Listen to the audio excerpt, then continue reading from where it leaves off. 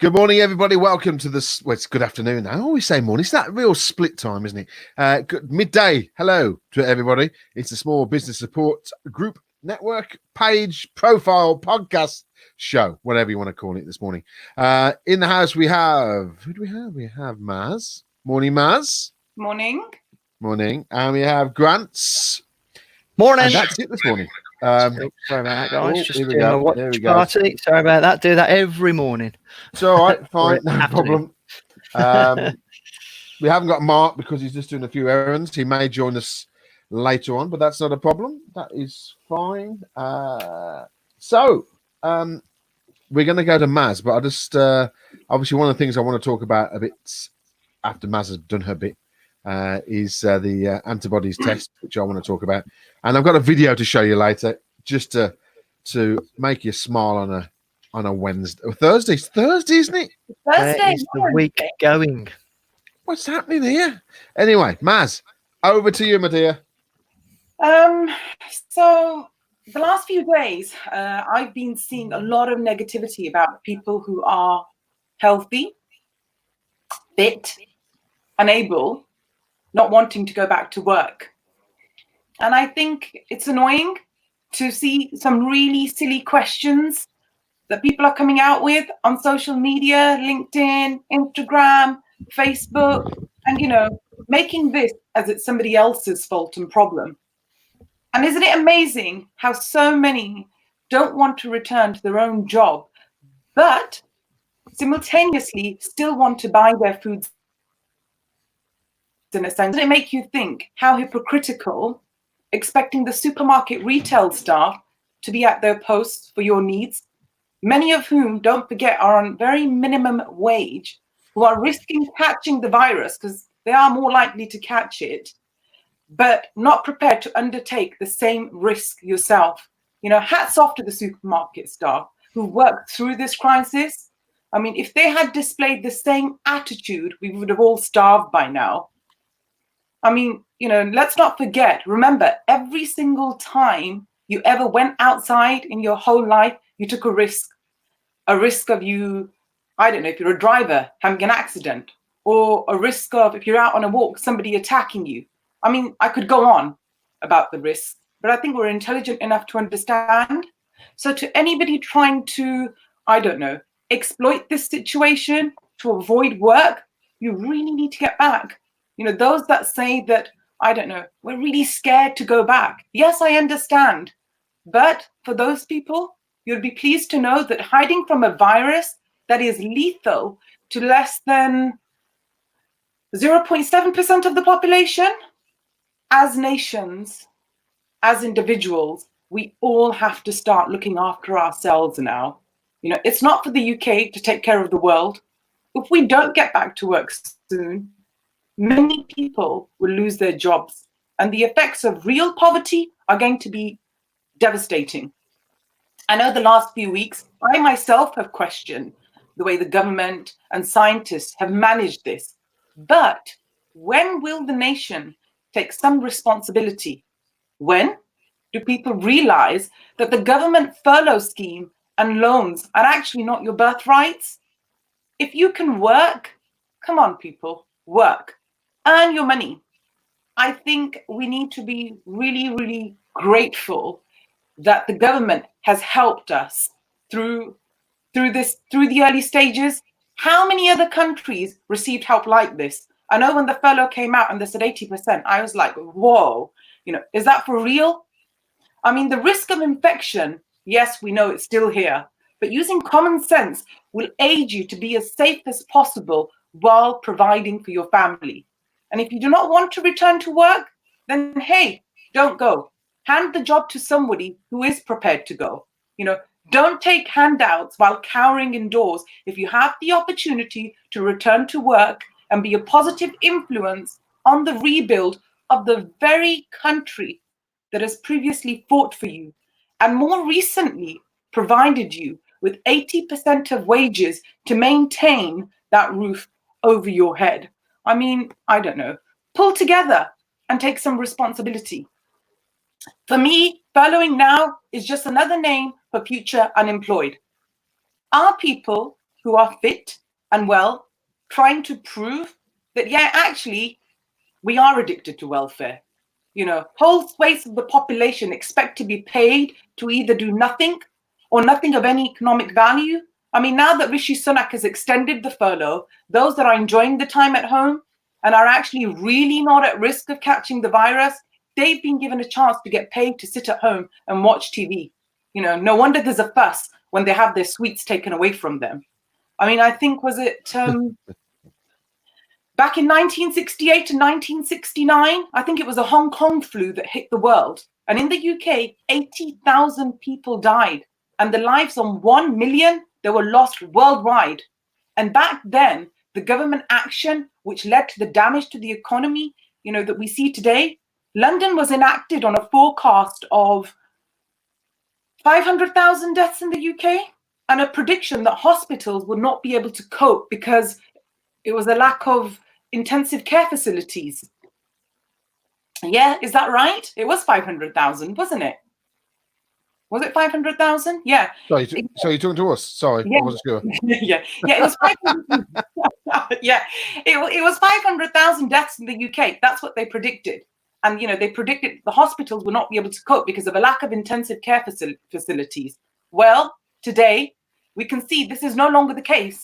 With intensive care units in hospitals at 40%, you know, at 40% capacity. As you can all see from the figures, they're there. The scientists did get the numbers wrong. But then remember, it's in the interest of these scientists to be overcautious, since they will never have to take the blame for the, you know, economic consequences. You just have to have a look at the Swedish strategy, which is so far working. Despite the skepticism that greeted it, there are now a number of studies suggesting that the virus follows the same curve, whatever strategy is adopted by the government, peaking at around 40 and dying down after 70 days. You know, just remember that no country has ever improved the health of its people by making itself poorer. So come on, let's get back to work and let's get the economy going again. Well, there's Maz is our resident.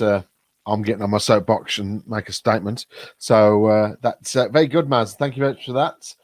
It always raises loads of questions. I've got a few. I've made some notes today. I wasn't sure if you were talking. I wasn't sure if you were talking to us. I wasn't sure if you were talking to us or the audience. I was confused. if you could see my face, I was like this. But anyway, but no, you're quite right. Everybody needs to get back to work if they can. You know, that's what I'm saying. If you can, well, no, but they are saying obviously if you can still work at home. Yeah. But I mean, Grant, because we're in the same area, I did a little bit of research then. It's for Solihull, and obviously we've got a population of 307,000 or around there, just over. And we've only had 687 cases. Did you know that? No. 300,000 people, Really?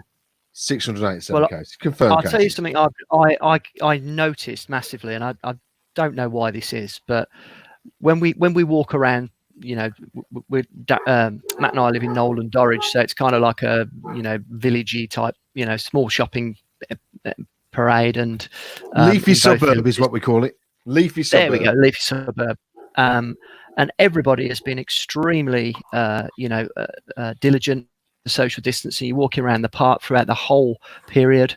You know, social distancing is observed hugely in the supermarkets, etc.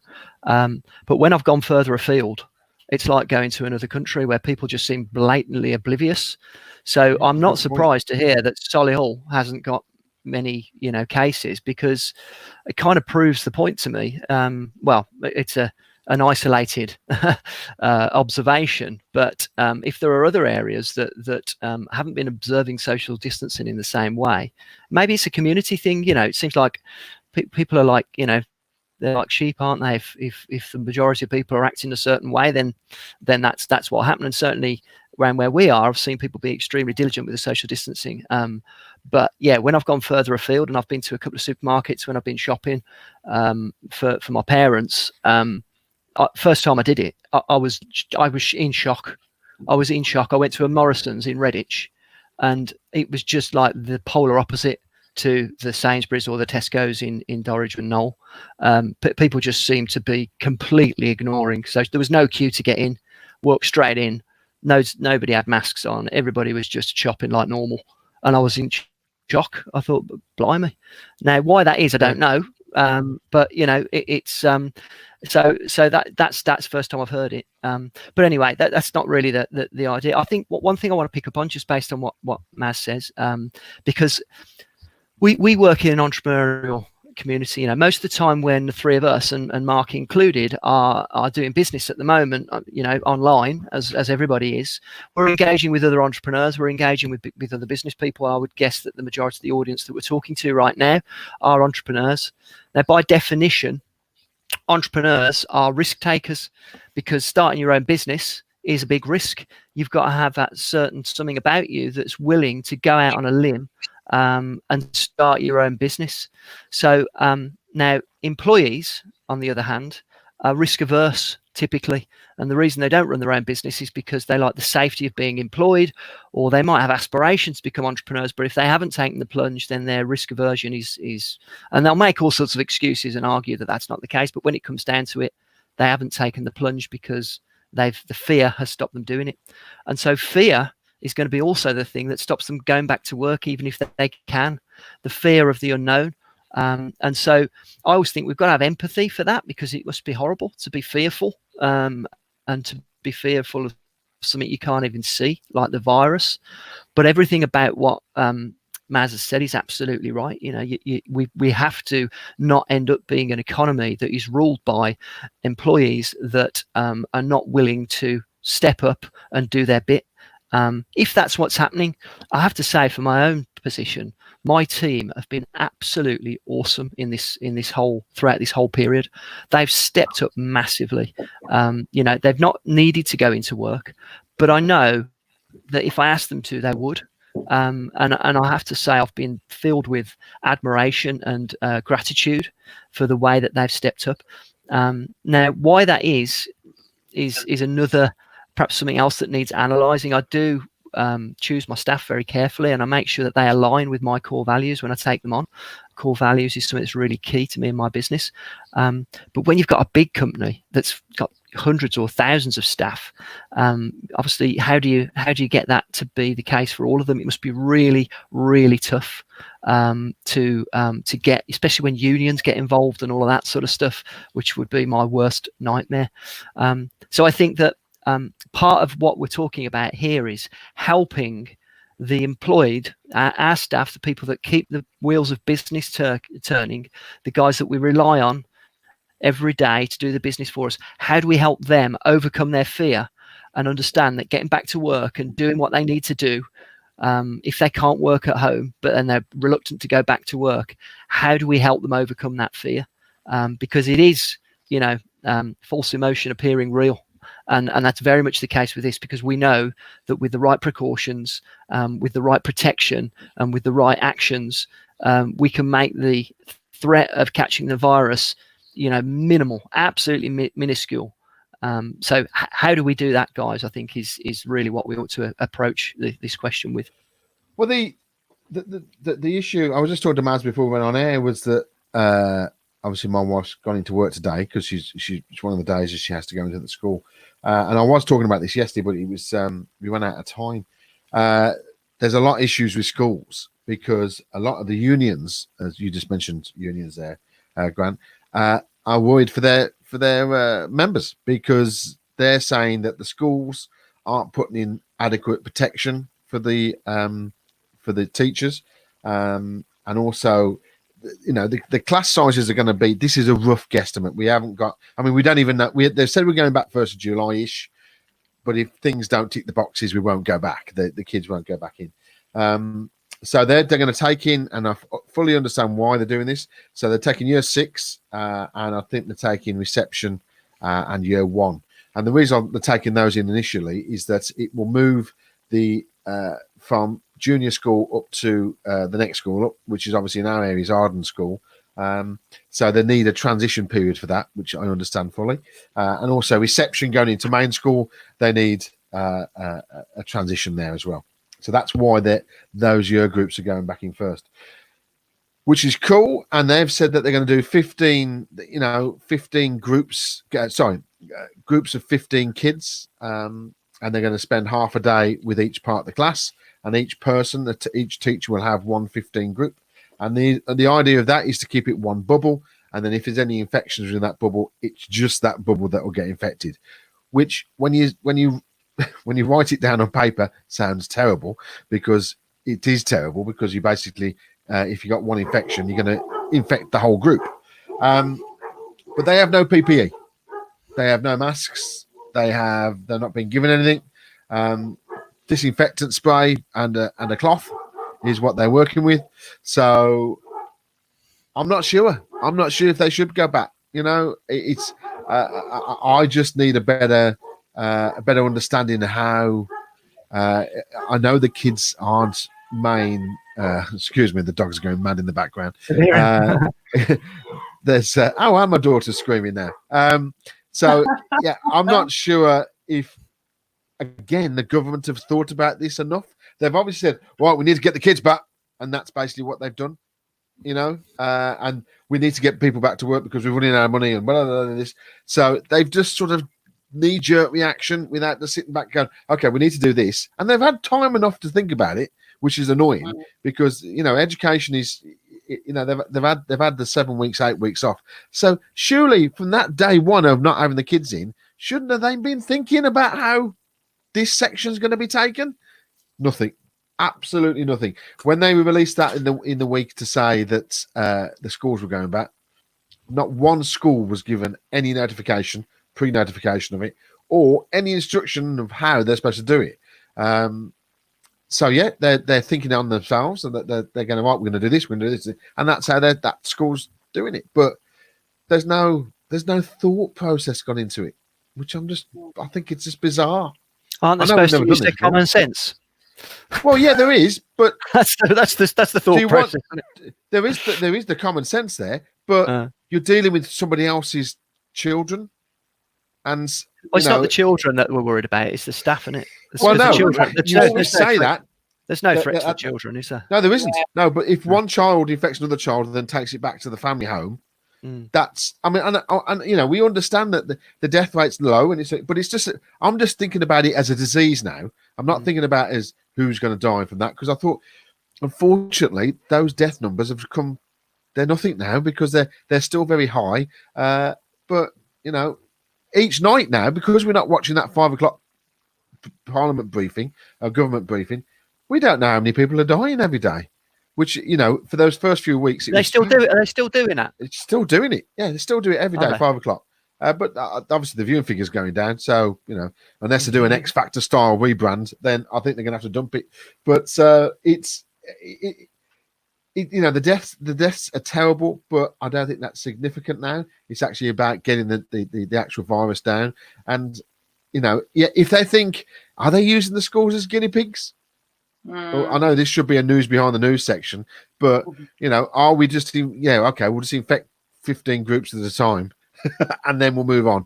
That herd mentality we heard a lot about at the start has suddenly disappeared. No one's talking about that. So I think there's a lot of unanswered questions, and I think yet again, like what I said yesterday regarding those buses and the trams and the trains and the undergrounds, is that the government said, right, get back to work, but just get back to work.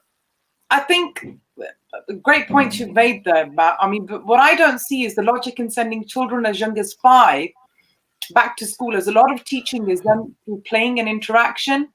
Keeping children apart, social distancing is not only extremely difficult, but also that can create anxiety and fear in the children that are too young to fully understand why school now is like a prison and is not school anymore. I think great. You're right. Yeah, I've actually got something to contribute to this one from something that I did see, because I saw a teacher interviewed, I think it was yesterday morning, who was from Sweden. I think it was Sweden. and they're obviously still at school, but they've introduced social distancing, which sounds impossible for reception, year ones, etc. Which, you know, our initial reaction, as you were just saying, Maz, would be, blimey, that's going to be virtually impossible. She said it took a week for them to get the hang of it because they're young and they're like sponges. After a week, they just took to it like it was normal, and they greet each other by tapping their feet together. The class sizes are reduced and spread out. I don't know whether they're doing shifts or whatever, like they're talking about. But I think maybe, I mean, it'd be nice for us to tell for them to tell us why. But maybe they've chosen those young children because they are much more adaptable, and they'll do as they're told, and they'll fall into line quicker than perhaps some of the older kids that might be a little bit more unruly and are already indoctrinated into, you know, a way of life. I can answer that because that was a question I asked my wife, and the reason why reception and year one or whatever whatever you want to call it are being brought back in is because that transition period, because they have to go the next year up is just normal school, whereas reception and year one is education around play. So they have to transition to more right. They have to make sure everybody can write and read as they go up to that next level. Of course, if you've got kids going up to there, that's going to fall over. It's going to impact their education moving forward. As the same as year 6 moving over to the bigger schools, they have to be at a certain level, and that transition period is quite difficult for that. It's renowned for that. So they've picked those 2 year groups specifically because the transitions, not about education, it's just about the transitions. I mean, they've said they're going to get the rest of the school in 3 weeks after that. You know, and the school will do it. Our school, all schools will do it. They'll figure out a way, because they figured out a way how to look after the key workers children that they've done for the past 8 weeks. So they'll figure out a way. But it's just weird that, you know, the government who've been following the science have just gone, yeah, okay, just get Betty back to school. Well, where's the science to tell us how to look after them or what we need to do?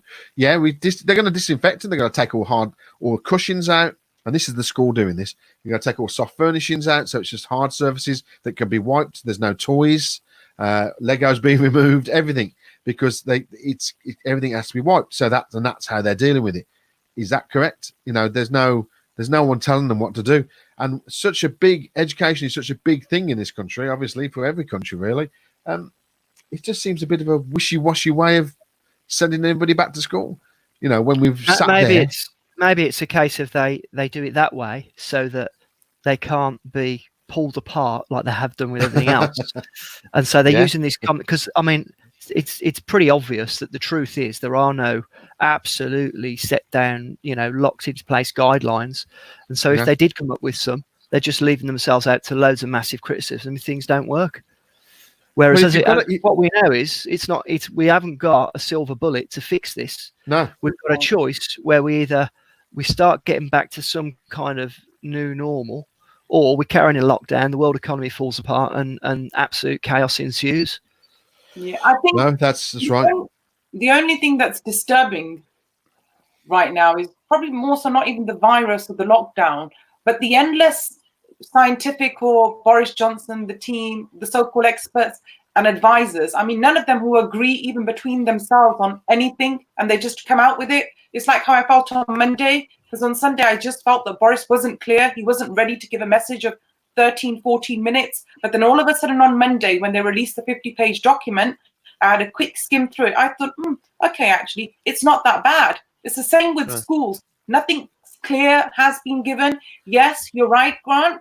It's common sense, but, you know, give these teachers some reassurance, just like you have to the NHS and just like with the clapping on it every Thursday, for God's sake. Oh, no, I was going to say something bad there. Oh, it doesn't matter. Carry on.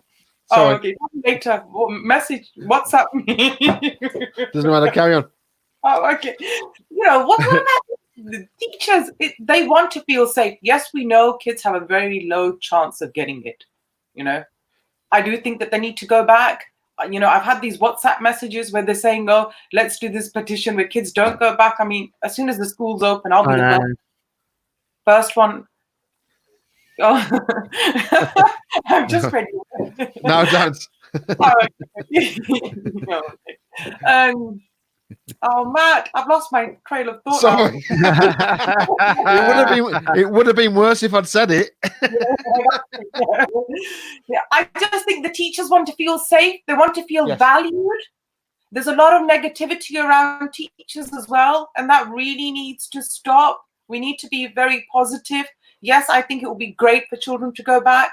Mine will definitely be going back as soon as the school opens. You know, they really need to go back for their own sanity, if not for my own. I mean, it's been great having them at home, but seriously, just go back, guys.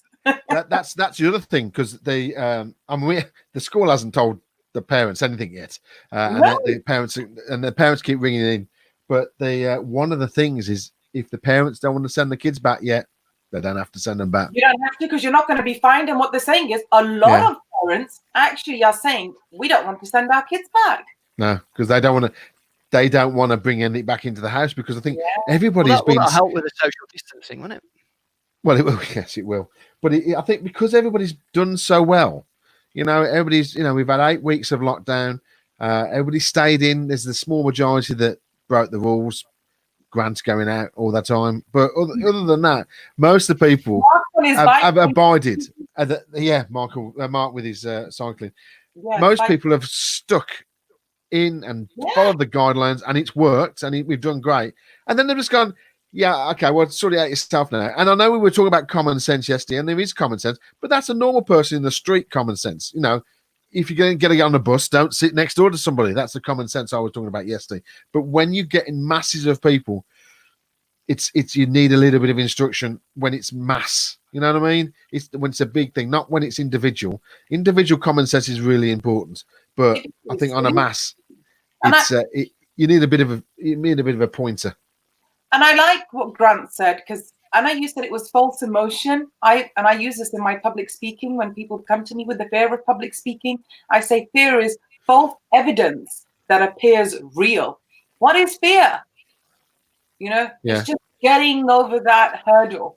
I mean, people are saying we don't want to go to work, we don't want to send the kids to school. You're still going out to M&S, Waitrose, Morrison's, I don't know, Aldi, Lidl. You're still doing that, aren't you? You're still feeding yourself. You're still interacting with people.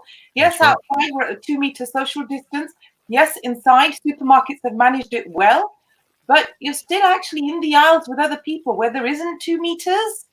You know, you're still going out to do things. You're still taking kids to park, and you're still brushing past people. I know I've just come back from my walk, and there's a lot more people out, because now you're allowed that bubble where you can meet people. They're having picnics, they're drinking teas. Surely you're still, you know, passing through them. There's not that distance. So I don't know. Well, it's got to be you've got to have that start of this whole process of where people start coming back together slowly, because there will be a peak, and I think we have to accept that the cases will rise again, because that's where it's going to work, because people are going to come back together again. I mean, they've got the antibody tests, which I'll just briefly touch on, that it's supposed to work 100%. Well, it's 99.8%, as I was told this morning, but that classes as 100%, and it will tell you if you've had it or you haven't had it. Which in that case, Matt, 100% of us are immune to coronavirus. Yeah. I mean, if you're going to say that 98 is equivalent of 100%, then there's no such thing as coronavirus, is there? No, that's right. Kill won't kill anyone. He's off again, isn't he? Jeez. Matt. Yes, Matt. Are we on the news beyond the news yet? Not yet. Because I know we spoke off air about this, and that's great news, you know, but not to be misled that finding antibodies does not mean that you're immune to it. It just means that your body has been or is still fighting the disease. Nor, they can't answer that. Nor does it mean that you're not contagious. I mean, let me give you an example here. People with HIV produce antibodies without immunity, and they're still contagious. You know, we're still not safe until we're sure that people are becoming immune, and for a reasonable length of time. I mean, this virus, I think, will mutate, become endemic, and eventually follow a seasonal transmission each year, like influenza. No, I think it will do. I don't think it'll ever go away. But there's some no from our wonderful WHO, which we no one believes in anymore. But they made an announcement this morning that they don't think it'll ever go away. So we just got to live with it and deal I with mean, it. did So you stop see complaining. the WhatsApp that I sent you guys in the group where Donald Trump is on the podium and there's a Chinese journalist and she's questioning Donald Trump about the virus and he goes, "You know where it came from." She goes, "What do you mean?" He goes, she goes, "Why would you say that to me?" And he goes, "China." And she's Chinese. And then China. anyway, He goes, so, China. yeah. And then she said, she got offended. And then he said to the other journalist, "Oh, it's your turn to ask a question." And then the other journalist, she was shocked that he'd said that to the Chinese, saying, "Well, you know where it's come from." And she's saying, "Why are you asking me?" So she took a few minutes to gather her thoughts. And then Donald Trump said, "You've lost your chance to answer a question." And then she said, "Oh, but, and he said no. And then he walked off the podium. Well, that is a beautiful segue, Maz, to our next bit. We're just going to do a little bit of video. We're going to go over today. So this is a gentleman who's on YouTube. So please find him out. His name is Michael Spicer, and it's the room next door. It's called, and basically he pretends to be an advisor for Donald Trump. So he takes real clips of Donald Trump and then intercuts himself telling Donald Trump and speaking to Donald Trump in a special earpiece. So sit back for a few moments. I'll just take everybody off here and enjoy the madness, which is Michael Spicer. Today I can announce further steps to expand testing capacity. We're working with several groups to determine if self-swab, a much easier process than the current process that's not very nice to do. Nice to do. Right, now the stuff about American spirit. We have a current process that's a little bit difficult. You've said that. If you haven't done What? The groups are working on determining if a self-swab You've just said that. is as effective as the other. Yes, you've said that. You don't need to talk about self-swab again. We're going to see if we can do a self-swab, which is I think he's stuck. Can somebody nudge him?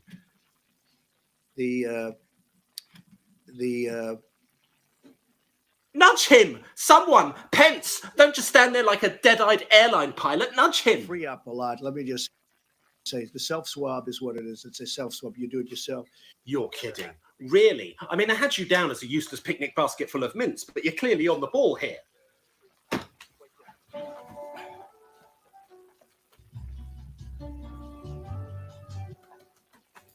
Good. Right. Playing with a lot of numbers, a lot of very big numbers, and a lot of very small numbers, frankly. What does that even mean? Shut up. We want to take care. We have to help everybody. This was nobody's fault. It was nobody's fault. This happened. I mean, some people could say it was Don't say China. somebody's fault, actually. No, it was nobody's fault. But it was nobody's fault. If you say China, I'm going to break the 6-foot rule to double slap you on your pumpkin-y chops. In order to win this war. It's not a war. It's a war. No, it's not. Stop calling it a war. So that after the war is won, No, we go right back up to where we were and even beyond. I think we're going to go beyond where we were. we're not. A lot of people are saying that, by the way. No one is saying that. We're poised to do that. No, But we have to win the war first. it's not a war. Will you just keep...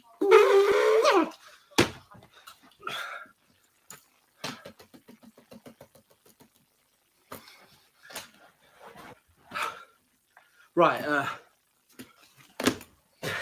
Go back. He's not finished. I'm not ready. Nearly 200 dead, 14,000 who are sick. Okay, this is critical. You've got to send out a positive message. You've got to say, my fellow Americans, I understand you're scared, but I want you to know that you have a president who you can trust and who is doing everything he can to halt the spread of this devastating virus. What do you say to Americans who are watching you right now who are scared? Right, go. I say, my fellow Americans. I say that you're a terrible reporter. That's what I say. The same with NBC and Comcast. I don't call it Comcast. I call it Comcast. Yes, that's what Americans need right now. Forget reassurance and free healthcare. What they really want is your shitty puns during a global pandemic, you absolute nappy. if you get it, if you happen to get it. No, don't try to answer questions about immunology. Get the immunologist to answer. It is highly unlikely. It's looking like it's getting to a number that's much smaller than people originally thought. There are no small numbers in this anymore, you burbling maniac. Only great, big, devastating ones with lots of f***ing commas in them. Ask the immunologist. He's standing there right behind you, looking like a sad mouse. In terms of the ultimate, In terms of what? The ultimate what? the ultimate problem, which would be death. And we're done. Okay, signing off, everyone. I'm going now. Yeah, no, he just said death is the ultimate problem, so there's nothing more I can do for him today. Yeah, okay, bye-bye, yeah. See you tomorrow for more of this never-ending nightmare. Yeah, okay, bye-bye. So that's Michael Spicer, and you can get him on YouTube because he's all over there. And also James Corden in the States has also put him onto his screen as well. So it's great. And oh, hello, we've still got stuff going on. Hang on a minute, let's just turn that off. Sorry, there we go. That's better. So it just, it could be so real that. That's the thing, because when he comes through that door, the amount of people that must say, right, we need to do this and this and this, and he just goes off on one, and it's just so poignant. That is just so great. Yes, you can't share that video that I just spoke about that I sent in the WhatsApp group. It's only 2 minutes. I can certainly find it. Right, bear with me then. Let me just do my production thing here. Hang on a second. Let's just turn that. Because I think that video is hilarious. Okay, let me just find it. Let's do the news behind the news. And also, we've had a comment come in from Teresa. I don't know if you two will just want to talk about that for a second, just while I will try and find this other video. What's this about updates with this national tracking system? I will not be tracked ever. Please, God, it will not come to this, I pray. Why? Where are you going, Teresa, that you don't want people to know about? What are you up to, Teresa? I think me and Grant if you've got a smartphone, Teresa, you're already being tracked. Yeah, the AI. We spoke about the artificial intelligence. You're on Facebook and they track everything. You're already being tracked. Right, I think I have found it. So let me just. I absolutely love that. No, we don't want that. Let me just turn her off. This trouble with YouTube, you always get the videos and the adverts. I know it's how they make money, but there we go. I just don't want to give them any more time. Anyway, how do I get past that now? I don't think it automatically has to play the ad for a few seconds, and then you can cross out of it. Okay, you can't hear that, can you? Nope. No. Okay, keep talking for a minute then. What about? Anything you want? Oh, you can't leave you by yourself. Do you mind being tracked, Maz? No, I don't mind. I think we make that choice. When we get a smartphone, we've already made that choice. Yeah, because the location is on as well, isn't it? So they know exactly where you are. I mean, in our house, we all share the location. So if somebody doesn't answer, we just track where they are. We think, oh, okay, they're safe. We know where they are. I mean, every website tracks your location. Well, most websites do. That's why they always give you a little notice saying that you don't mind cookies, the cookie alert. If you're one of those people that always try and avoid it, it's a lot of hard work to actually bypass being tracked by the technology as it is at the moment. And I don't see anything sinister about it. We've all got a choice. Oh, here we go.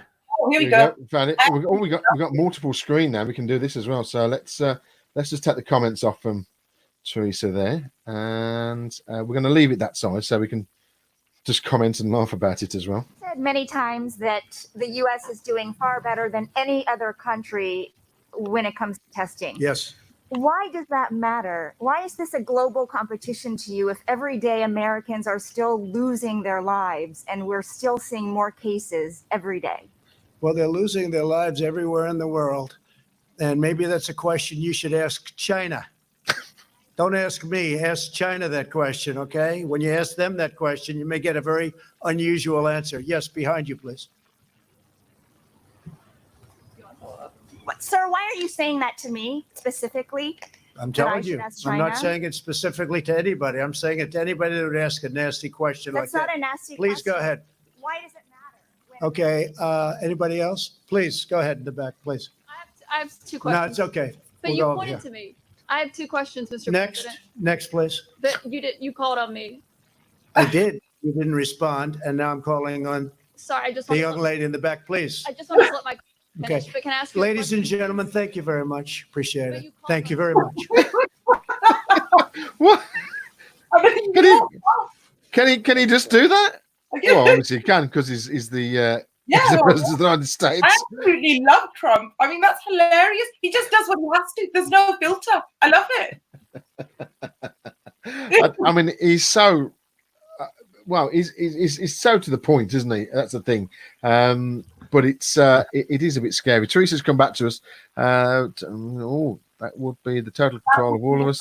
Control of all of us. They are controlling us enough. It's very scary. Teresa, it would be there's a documentary on Netflix on AI, artificial intelligence, and that will be more scary. So maybe it's worth the watch, and you'll be amazed at the sort of thing, at how they're tracking us. So she's also put a link to a YouTube thing, which we haven't got time to look at now. Big data is what it's all about, and yeah, they've already got so much information on us. It's scary.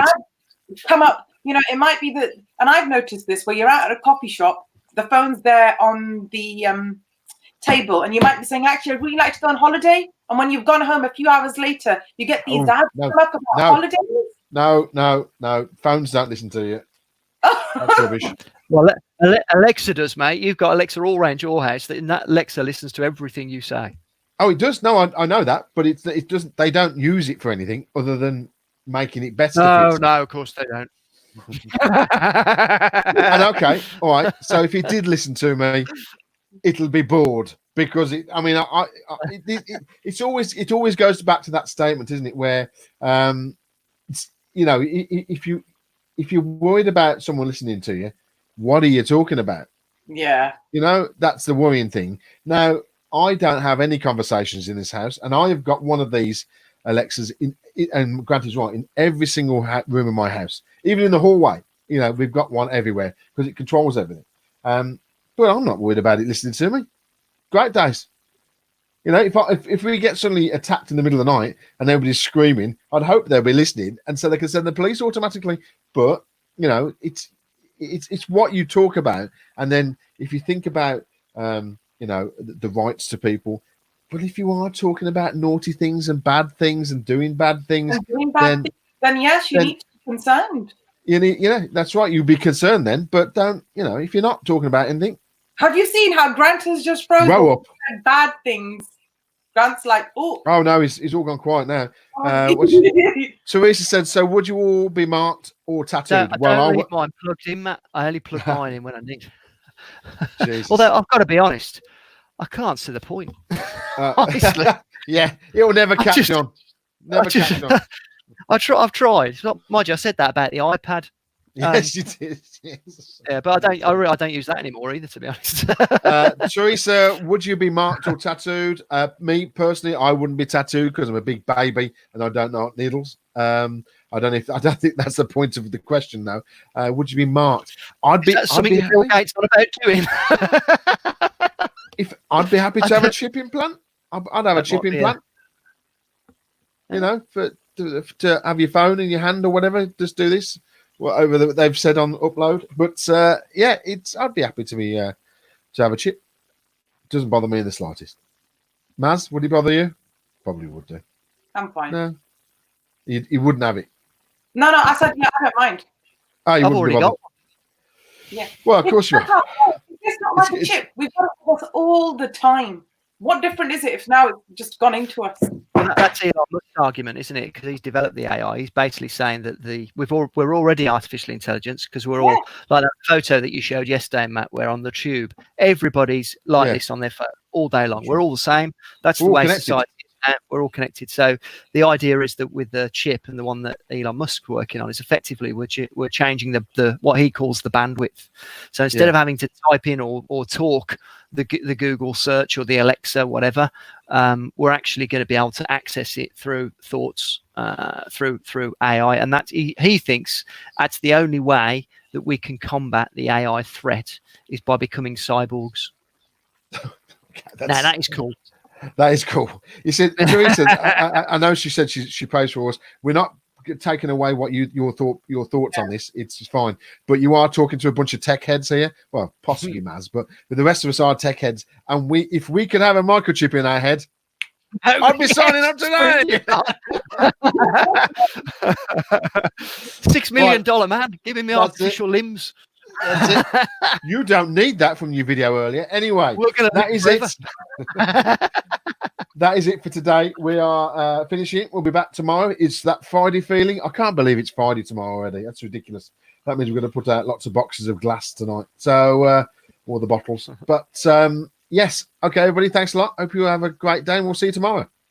Ciao. Cheers, guys. Bye.